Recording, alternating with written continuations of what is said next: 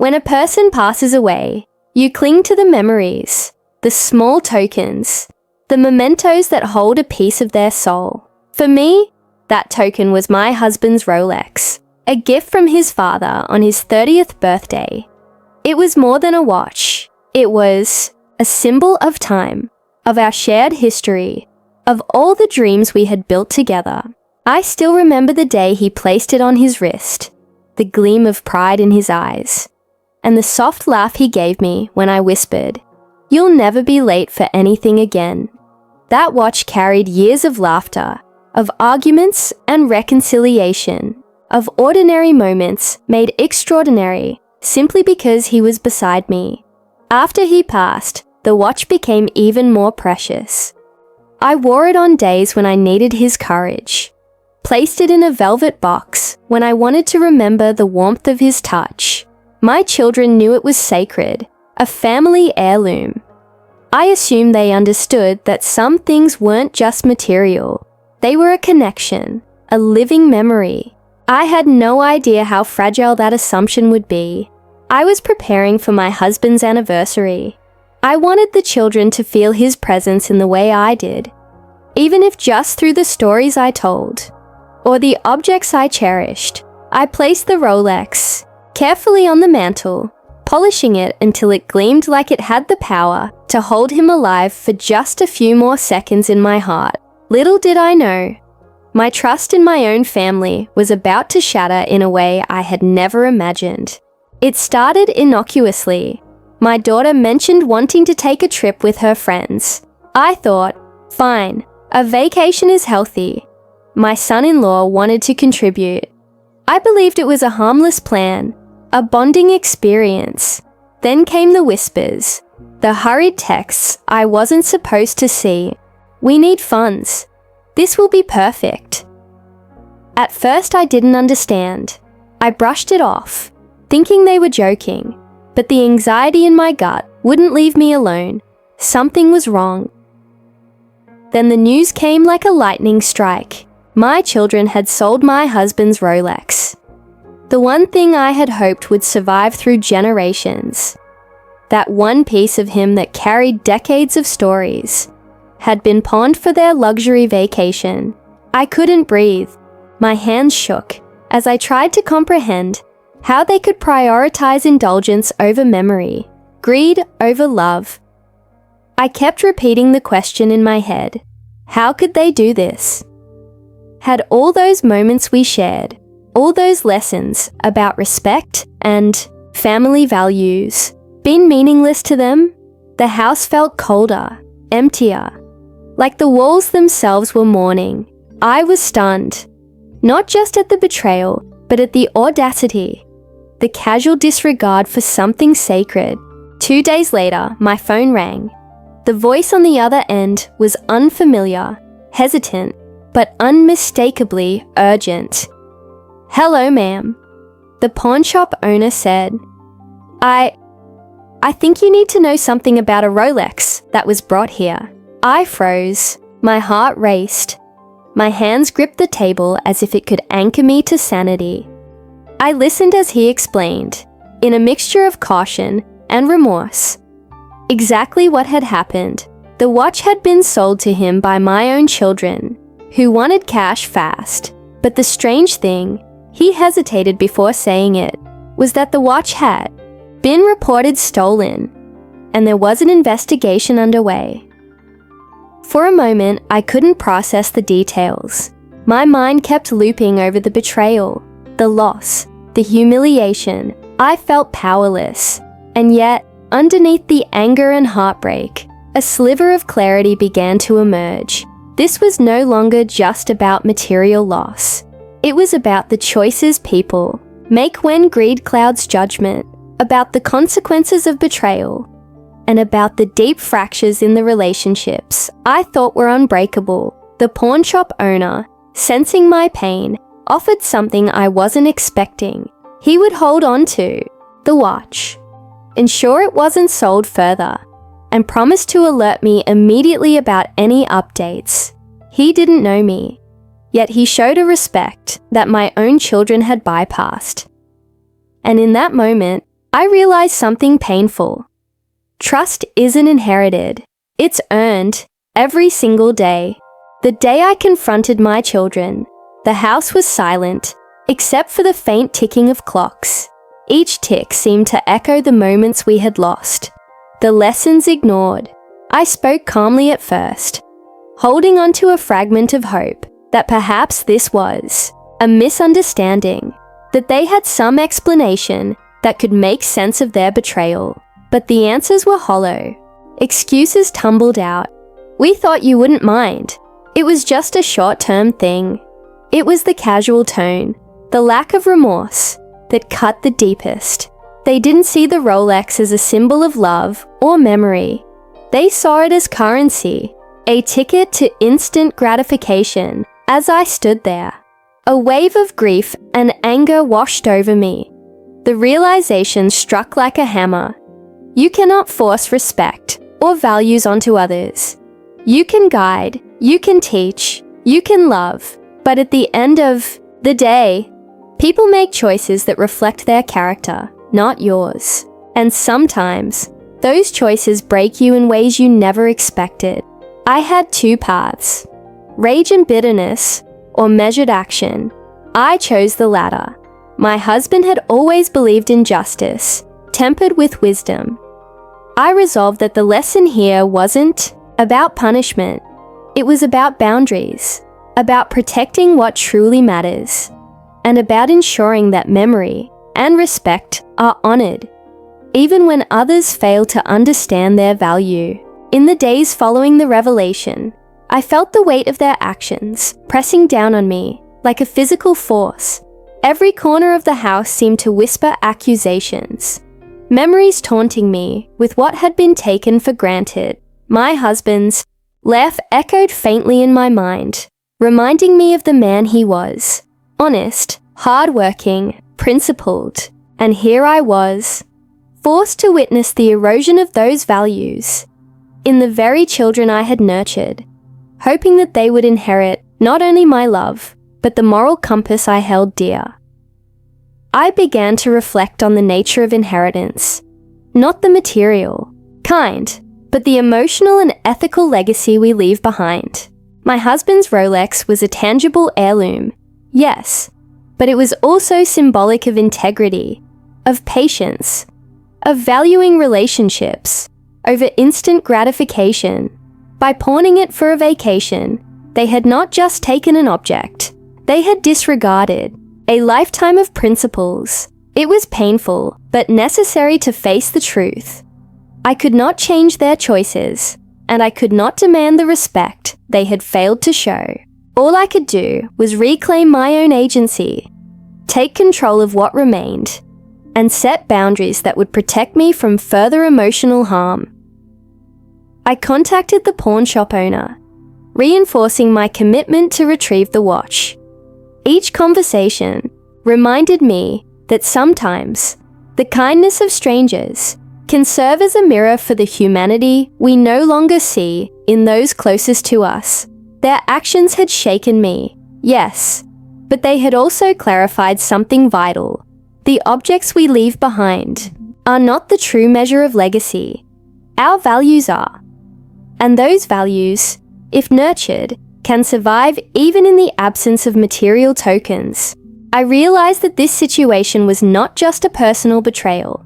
It was a lesson in accountability. Children, no matter their age, must learn that actions carry consequences. In life, there is no insurance policy for moral lapses, no warranty for disrespect, and no return policy for broken trust. When my children chose to prioritize a luxury vacation over a cherished memory, they were confronted with the undeniable truth that their actions had consequences far beyond the immediate gratification they sought. I called them together not to yell, not to shame, but to present the reality of their decisions. I shared my feelings, my heartbreak, my anger, my disbelief. I spoke not as a parent demanding obedience, but as a human being whose trust had been fractured. I asked them to reflect. Had the fleeting pleasure of a vacation truly outweighed the emotional inheritance they had been entrusted with? Did a week of indulgence compensate for the lasting disappointment etched into our family's history? The conversation was uncomfortable, but necessary. Accountability is rarely convenient. It rarely feels good in the moment, yet it is the cornerstone of ethical living, the foundation upon which relationships are built and maintained. I could not control their choices, but I could insist that they recognize the gravity of their actions. And perhaps, in that recognition, some understanding might grow, a seed that could, over time, lead to redemption. When the pawn shop owner finally called, I felt a mixture of relief and renewed sadness. The watch, my husband's Rolex, was still within reach, but the ordeal had changed its meaning. It was no longer just a symbol of love and memory. It was a testament to resilience, to the endurance of values even when they are tested by betrayal. I went to retrieve it, holding it in my hands, as if it were the beating heart of the man I had lost. Every scratch, every gleam of metal, every tick of its mechanism reminded me of the lessons I had learned over those painful weeks. Love does not guarantee loyalty. Inheritance does not guarantee respect. And time, precious, relentless, and unforgiving, waits for no one. As I placed the watch carefully back in its box, I felt a quiet determination settle within me. I would protect what mattered, yes, but more importantly, I would teach, not through fear or anger, but through example. Integrity, honesty, and respect are not inherited automatically. They must be observed, practiced, and internalized. And if those around me failed to honor these principles, that was a reflection of their choices, not my worth or my effort. Betrayal, especially from those closest to us, has a ripple effect far beyond the immediate act. When my children pawned my late husband's Rolex, it wasn't just a transaction. It was a fracture in the foundation of our family. Trust, once broken, sends shockwaves through the fabric of relationships, coloring interactions with suspicion and resentment. Every smile felt forced. Every conversation carried an undercurrent of tension, and every shared memory was now tinged with doubt. It made me painfully aware that trust is not merely given. It is earned, nurtured, and respected, just as a tree requires sunlight, water, and care to grow. Trust requires consistent actions, integrity, and emotional investment. Once severed, it can grow again, but the scars remain as reminders of the vulnerability that once existed. I realized that my children's actions reflected not just their immaturity, but a lack of understanding of the deeper value of family bonds. They had confused love with entitlement, material possession with emotional connection. The watch was never truly about its market value. It was about the story it carried, the man it represented, and the shared history that could never be replaced. By trying to convert it into fleeting pleasure, they had disregarded all of that, yet I could not allow anger to consume me entirely. Anger is heavy. It weighs down the heart and clouds judgment. Instead, I chose to view the situation through a lens of clarity.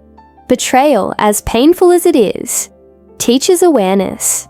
It sharpens the mind, strengthens resolve, and forces one to confront uncomfortable truths about people, relationships, and the limits of control.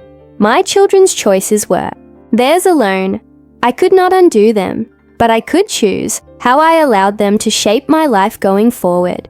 In the aftermath of the betrayal, I found solace in unexpected places. The pawn shop owner, a stranger in most respects, became a quiet ally.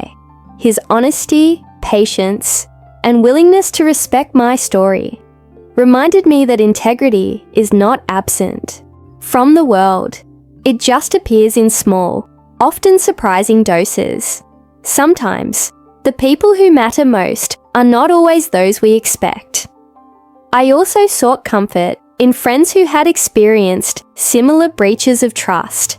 Their empathy, listening ears, and gentle guidance helped me process the overwhelming emotions that surged within me. There is a unique kind of healing that comes from shared understanding, a validation that pain is real and that our reactions, no matter how intense, are justified. This period also forced introspection. I began to ask myself what boundaries I needed to establish, what values I must hold firm, and how to protect myself without isolating myself entirely. It became clear that part of navigating betrayal is recognizing that you cannot control others' actions, but you can control your response. This clarity, though hard-won, provided a foundation for moving forward with dignity. For decades, I had believed that legacy was about possessions, about leaving something tangible behind. But the events surrounding the Rolex shattered that illusion. Legacy is not measured by watches, houses, or jewelry. It is measured by the values instilled, the lessons taught, and the integrity carried forward. I realized that while my children had failed to honor material symbols of my husband's life, there remained a larger, unbreakable inheritance. The moral framework, the love, and the example he set. That cannot be stolen, pawned, or discarded. It is woven into the fabric of who we are as a family, even if only I fully grasp it at this moment. From this understanding emerged a sense of empowerment. I was no longer merely a grieving widow or a disappointed parent. I was a guardian of values, a witness to choices, and a person capable of shaping the emotional landscape around me, despite the betrayals I faced. In reclaiming the Rolex, I reclaimed not only a symbol of my husband, but a piece of my own power and autonomy. After reclaiming the Rolex, I realized that silence had allowed the betrayal to fester longer than it needed to. Speaking my truth, firmly, calmly, and without apology, was one of the most liberating steps I could take. I called my children together, not to berate, but to make them face the reality of their choices. The conversation was difficult. As expected, denial, defensiveness, and guilt flitted across their faces like shadows in a storm. But by voicing the hurt, disappointment, and betrayal I had endured, I reclaimed a piece of myself that had been silently suffering. Words have power. They give form to invisible pain, validate experiences, and mark boundaries that others mustn't. Respect. I also learned that speaking the truth is not about seeking revenge or imposing guilt. It is about clarity. It is about showing that while love may be unconditional, respect is not. And the lack of respect, especially for the memory of someone irreplaceable, cannot be ignored without compromising one's own dignity. Through this dialogue, a small but a crucial shift began. My children had to confront consequences, even if they did not fully understand them yet, and I had to confront the uncomfortable reality that trust, once broken, cannot simply be repaired with apologies or excuses. It must be rebuilt through consistent, thoughtful actions over time. The final and perhaps most transformative realization was about forgiveness. Forgiveness is often misunderstood as a sign of weakness, but in truth, it is an act of extraordinary strength. It is a deliberate choice to release the weight of anger, bitterness, and resentment, not for the betrayer, but for oneself. I decided to forgive, not to absolve my children of their actions, nor to erase the pain, but to free myself from carrying a burden that had no place in my future. Forgiveness does not mean forgetting. It does not mean accepting betrayal as acceptable. Instead, it is a conscious act of reclaiming peace, dignity, and control over one's own emotional world. Through forgiveness, I discovered that my husband's legacy, the memories I cherished, and the values I held were untouchable. They could not be pawned, stolen, or misused. They existed within me, and the lives I touched with integrity. And in that realization, I felt a quiet, enduring strength, a strength that no betrayal could diminish. In that moment, I understood something profound. Life's challenges, betrayals, and disappointments are not meant to break us.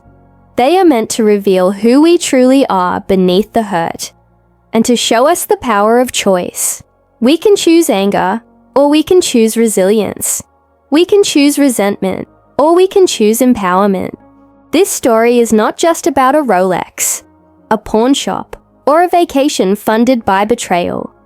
It is about the human spirit's capacity to endure, confront, and rise above even the deepest wounds.